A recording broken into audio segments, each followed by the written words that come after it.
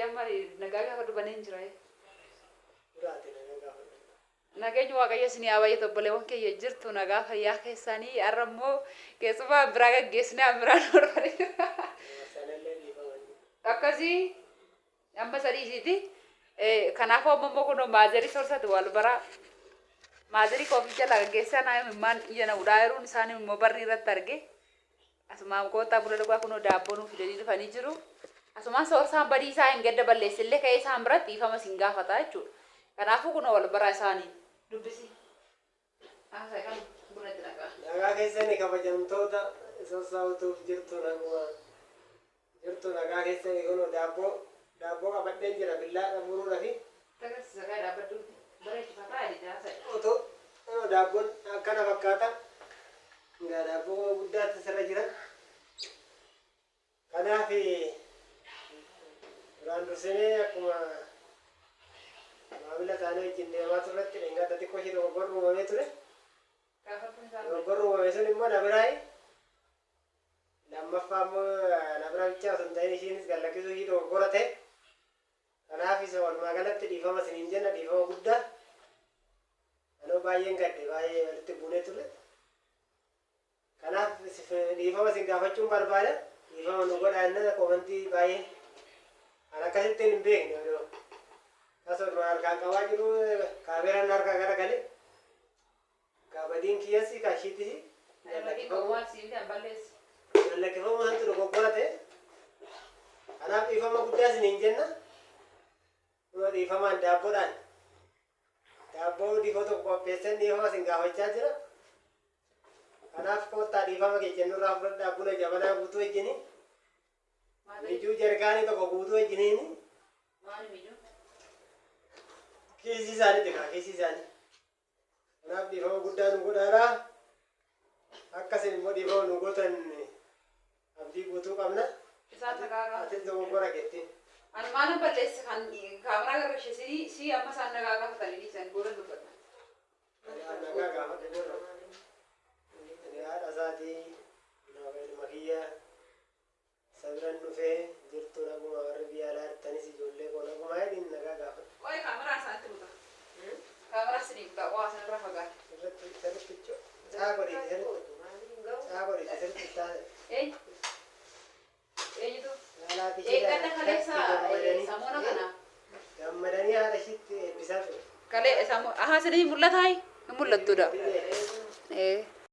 Ani kun waada sossaati nagaa keechanii waan ta'ee dhiifama jedha. Dhiifama godhaa fi ani garuu waada isaati. Isa biraan jira nagaa naguma jirtu. Buri daabboo ati isaan haasa'an. Nagumaati naguma. Ba'u nagaa keessanii ilaali. Nagaa keessanii gaa akkasitti kun afaan akkasitti sin barre gaa Oromoodha. Kanaafuu jireenya isinii haa kennu kunoo nuufis jireenya kennee waaqni waliin nu ga'e hundumtuu nagaadha. Sinillee galaatii akkaataa kanatti haati keechan isin biraa dhuftu. Kanatti karaa duriidhanii haati keechan isin biraa dhuftu ani kunoo isa biran jira. Akkanatti bidiraata keechan hundumtuu isinii haa deebisu ilmaan keechanis waan hunduu nagaa ta'u. Nagaan isaa galanii.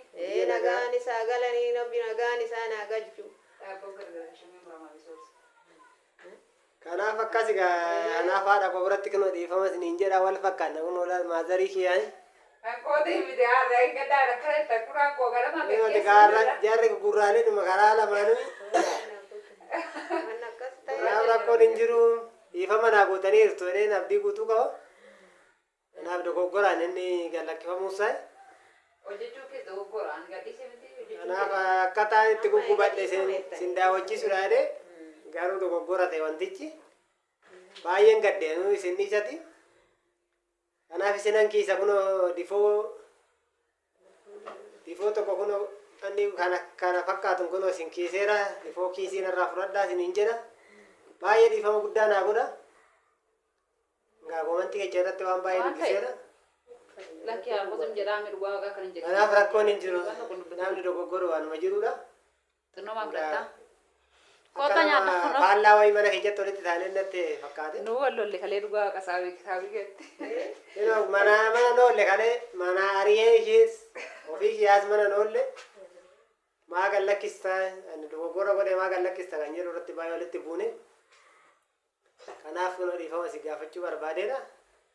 Dhiifama guddaa uummata amma kana gahu fuulduratti wanta akkasii dogoggora akkasii hojjetamu hin qabaatu. Sirreeffannee hojiilee balleessite kanaaf erga takka walitti qabiiti. Kanaaf manamma badii keenyaa jennee itti fudhanneerra. Kooti jedhe kaan kee jiru ko. Kanaaf balleesseera ana inni kuma gaafa dhugaa isaan biratti guloo. ammas hin jenna kun dhiifama hin jenna. Egaa Waaqayyo hunduma keenya naa gargaaru baga nagaa taatanii kun nu fataa ijaa jirra takka maazarii keenya dhufaa takka maazarii siitti dhufaa lamaan kunooti kun wal baraa maazarii kooti kuni hin jedha ani mucaa meeqaffaadhas mucaa meeqaffaadha Waan guchi gaafata. arfaffaadha moo shanaffaadha no mucaa dhiidhaa nama arfaffaa irratti nama dhalatee kana nama sadiitu na fuuldura jira jechuudha. Sadiif chaamu. Hundumtuu fuudhanii hundumtuu kan jiran lafa hin jirani. Kanaaf hin qajeelina waan biraati irree nan gaafatin jechuudha. Kanaadha kotta daabboo nyaanna amma. Ifama naa gootamini. Eeyyen jedhaga. Ajjeeyanii barreessanii si deebisu waan ammayyeessi. Kanaaf bakka akkasii isiniin jedha baay'een isin jaalladha. Itaana jaallattu miti. Itaana jaallattu. Dogoggora akkasii takka yeroo siyaasa keessatti waan akkasii hojjetamaa ture inarratti hojjette haa ta'u fuulduratti waan akkasii mul'achuun baay'ee gaddan nan gadde kalecha guyyaa guutuu ta'u manatti hin gadiin mataan dhukkubuun oole. Balleessaa keeti ko. Kanaaf Balleessaa kooti. us iskiit Dhugaa akka balleessaa keeti. iskiit Iskiitiin basitti kolfuriisi. kanaaf Itti kolfuriisi. kana fakkaata waaqayyo sin eebbisu sin nagaa namti hojiin akkamii Barbaadani. mataa taphootan Anoo isaanii mana doguraas ta'uu ni danda'as. kanaaf Ofiyaan. maal ijaarsa qabxee ijaarsa abbaa manaan qabdu kan jenne immoo ijaarsa booda ijaarsa immoo duubarra Maal jira. keenya yoom gaafatan? Ana yoom na gaafatan? Makeeti yoo himte malee kan jaarsaa Afaan maal rakkofumaa afaan si nyaatatu akka. Kanaaf Lakka buna buusaan nagee. Ani mul'adhu isinum taasisaa. cufaana bira teechaa dhufte Ana dhiifama na gaafadhu kunoo isaan biratti dhugaa na arrabsee galee. Na rukuchuu malee maal si'al? gutuun kamii galeen Dhuguma mana baqatee gooda sun taa'aa oole. maaliif Way balleesse waan na balleessise naa maal balleessite dhiifama na gaafadhu hin jedhee. Ati maaliif gadhiiftaa ade wanni isaa ofi balleesse. Kanaafuu. kanaaf gadhiisuu qabda Kunoo isaan biratti dhugaa dhiifama na gaafadhu. badii keeminiin jedhe Barii kan keeti situ waan hin taane jedhamu waliin morkachuu irra jiru. fakkeenya amma ani balleechimini dhiisa ati immoo mataa gadi gala gabbattee Maal erga galabatee kan kaameraachi bakka asii jiru isaanuun beeku ko akkamitti akka waraabamu hin beeku. Dhugaa. beeku ani kan beekne ka Amma amma namarratti. beekne dhiifama jette dhiifama Ana hin gaafanne kaas biratti naa gaafatu naanis. amma kanaafuu dhiifama sanii Kanaaf kalee na rukuchuu kee dhugaa isin biratti naa gaafatu. Na gaafatu. akkasitti hin deebiin Akkoo dhiifama na gaafadhu isaan biratti. eenyu biratti Maaziris biratti ijoolleen dulaalan biratti illee dhiifama na gaafadhu. dogoggora keessan immoo deebisee dhiifama siin jedha Maazir yoo inni qodaa kana cabse antu dhiifama isa gaafatamu isa na gaafata. Akkoo an balleessisi an na gaafatu. mee jarri kun haa murteessa fakkeenya Ate gogaa asoftaa ani dhugaa. dogoggora jedhee ishiin kaameeraa gadi galabattee isin Anaan gadi galabbate koo an badii koo gadhiisu bicha. gallakkisuu daga gallakkisuu dogoggori Amma gallakkisuu sirran tur dhiisuu ummata guddaa kan ummata kabajamaa kan duratti gallakkisuun kee dogoggora Ana balleessee. cimaa daabboo kana gootee isaan kiisuu qabdaatis akkana ni godhe Laga balleessee. akkana godhe kanatti Maal fakkaata? kanaaf akkasi kun akkana fakkaata dubbiin dhiifama naa gootanii toleen abdii guutuu qaba komantii keechan immoo fudhadheera badii koo akka ta'e sii miti jettanii jirtu isinis Hara waakki si balleessii hin jedhanii siisiin jedhanii. aanee Maasuddaa. sorsaa miti kan balleechee isiidha jechaa turtanii warra akkas jettan kanaaf baay'ee isin Maal bu'aa jaalladha jalliftaa? Kanaaf kottaa ka daabboo nyaadhaa bunni kunoo dhiyaatee jira. Daabboollee nyaadhaa isiniin jennaa. Nyaata semaatiin dhugaa Kanaaf kottaa ani maatii keenya irra eegee mataa inni jirra. Torbee kana guutuu bakka namootuma nutti gaggeessalanii jechuummaa dhufaa. Jaarsis immoo duuba dhufa booda hoolaa fidee dhufuu danda'an beekamu.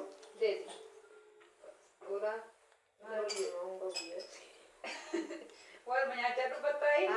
Asii bitee fida dhugu. Gabaadha. Har'a gabaadha miti. Biraa gabaa guddaa jira. Dhugumallee. Kana fakkaata. Kanaaf dhiifama gaafadhu kottamatti jira. Dhugaa waaqayyoo osoo isaan laalan dhiifama na gaafataan hin gaafadhu. Meera kan godhaa boo. Jimgodhee. Lakkii yaala siin Mun ela nyaattee. Dogoggora keenya fudhadhu.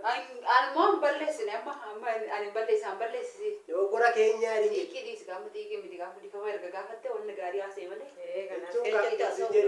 Ani badii qabu kaa dhiifama jedhu bakka kennu. Miti qaba. Si balleessuudha maqaan adda. Situ balleessaa naam. Badii kee bakka bu'aan. Yaa Rabbi. Azza. Ana dhiifama na gaafachuu qabda dhugaa. Hin balleessisii waan ta'eef. Amma kottuba. Mana dinne dura na gaafadhu. Kanan jedhan amma. Akkam? Amma dogoggora hundaan. Nyaata madaaboo. Wayyoo daabboo qamadii gallaalii mi nyaatu anuta isheen beeku. Adaa ta'anii waan biraan jedhaa ta'e. Wota daabboo nyaataa kunoo daabboo nyaachaa sirriitti nu laalaa dee. Bunni daffee jira oduu laalee buna dhiisee rufees. Mana keenya immoo laalii naan bareedu lafti isaa. Aasaa si bareedu. Maal bareeda maal ta'e. Buna dhugaa aasaa. Kunoo maazirii korra ganamaan hin gaggeesse viidiyoolee waraabne. Qorraanna biraa deemte gara maddoo ishiin geessee hin beekamu. Dhugaa waqaanaa boo wajjin jajjalalaa jiru isaan bari. Mana kana takka xaragu, takka immoo xaragu ciisu, takka immoo boo'u osoo rakkanatti cannaqamaa jiru.